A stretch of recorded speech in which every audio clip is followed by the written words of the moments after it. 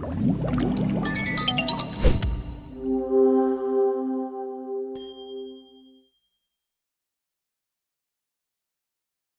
guys, Eric here with Big Fish Games. Welcome back to another Tech Tip Thursdays.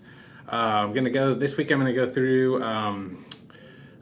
taking photos with your phone and processing them within your phone. So I'm gonna go over two apps. I'm gonna go with the iOS, just the stock Apple app that allows you to do a few color corrections to your photos, and then also dive into an app called Snapseed, and that's a free app to download in the App Store, and that's for both iOS and for the Android. So let's go ahead and dive into this guy and see what we're talking about here. And we'll go into the stock photo editing app that comes with your phone. And I'm gonna open this photo I took last week, and the issue you're gonna have with the stock photo editor is it's gonna be really simple and really basic. You can jump into Light and you've got kind of a big blanket kind of adjustment thing, not much control. You can go over here to these little three dashed lines and the three dots, and then you can actually start adjusting these things individually. But I think if you're gonna spend the time to actually go in and start making these adjustments, I wouldn't even stay in this app. I would go right over to the next app that we're gonna talk about. So stay with me, Android users.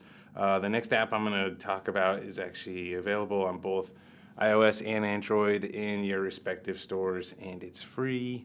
Costs $0 to make cool photographic art. So let's go ahead. I'm just going to close out of this guy. I can show you just a couple more of the settings here. You've got light, color, black and white. Mess around with these guys if you want to a little bit, but these are mostly presets.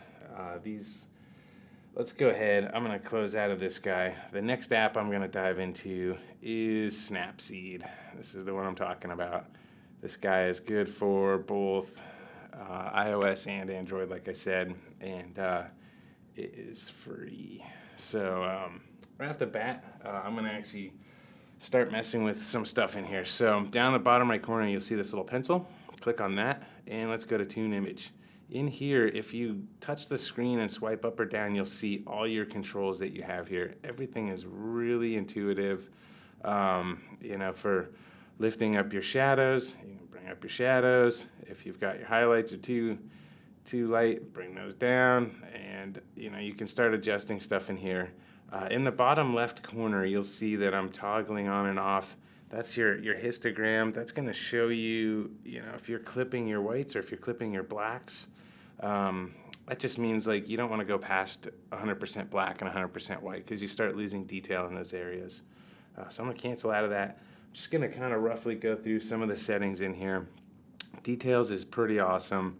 You can pump this guy up and make it look like this was shot on a really nice camera with a really nice piece of glass. A nice lens on that camera. You can kind of fool people, like, you shot that with an iPhone or with an Android device? Yep, I did. You can sharpen that guy up a little bit, and you can also zoom in as you're making the edits to these guys in this app, which is really, really cool. So you can kind of verify, hey, did I push it too far, or is that just the right amount of structure or sharpening? I'm going to cancel out of that guy. You've got crop tool in here, which is a lot more intuitive as well. You've got all your different aspect ratios at the bottom, which you can rotate sideways. You can turn a portrait into landscape, which is really awesome as well. You can rotate your photo. Let's say you just want to get the Dutch angle, or you want to straighten something out that you just didn't have perfect. You can transform this guy. You can transform perspectives in here. This is pretty much Photoshop for free on your phone. You can adjust white balance in here. This is going to basically cool down or warm up your photo. You can go through, this brush tool is really nice. This is like your dodge and burn tool in Photoshop. You can bring up some shadows just strictly based on, where you paint with your finger. Hit the eyeball down here and that'll show you the mask that you just painted. You can go to selective, which is also really cool. You can put a little selective dot in here, and you can brighten up just a specific area. Double pinch, and or double tap and kind of pinch in and out, and it'll show you the mask that you're actually working with, which is really nice as well. Healing is just like the stamp tool or the content aware tool that's in Photoshop. You can actually go in here and paint out like that little trail down the bottom, gone. Those results are going to vary depending on what your photo is. That's pretty nice. You got a vignette. You've got this expand tool, which is new. If you need to expand, your photo a little bit, give it a little bit better composition. Be careful with this. It typically works better with like a clean sky or like an ocean or like a sidewalk or something that's easily repeated. Then you go down here. You got a ton of filters down here. Lens blur, glamour glow. I'm gonna go through just 2 of these that are like my really favorites. You can go into lens blur. This can give you, that kind of shallow depth of field. You can adjust this guy so that, hey, that foreground's a little bit out of focus. And you can give it a tilt shift look if you want to with that guy. I like drama. This gives it kind of an HDR look, and you can adjust the filter strength so you can bring it down, so it's not too harsh on that photo. Bring your saturation, way up. Get this thing kind of a cool look. There's before, there's after. That really gives it kind of a neon green look for that day. You can go down here, go through the black and white is great, and noir is really cool. It gives it kind of like a vintage black and white look, which is really awesome. I'm going to go back here. I'm going to show you 2 other features that I really love about this app. One is you can actually view the edits, and when let me throw an edit on here real quick. I'm going to go ahead and throw a glamour glow, check that one, and then let's do details. Let's just make this thing look really, really crazy here. And then I'm going to go into drama, and then I'm just going to crank up the saturation on that guy and just what's going on with this photo. So let's go back up here. I'm clicking up here on the top right next to save. There's a little layers arrow, and this will show you what your edits are. And the nice thing about this is you can actually go back in and you can paint in just the areas you want that edit to affect. And you can see my little mask here as I'm painting it in. And then go ahead and hit check, and that's only going to apply that effect to that area now. You can reverse it out too and have it apply to everything else except for just that area. So I'm going to go back.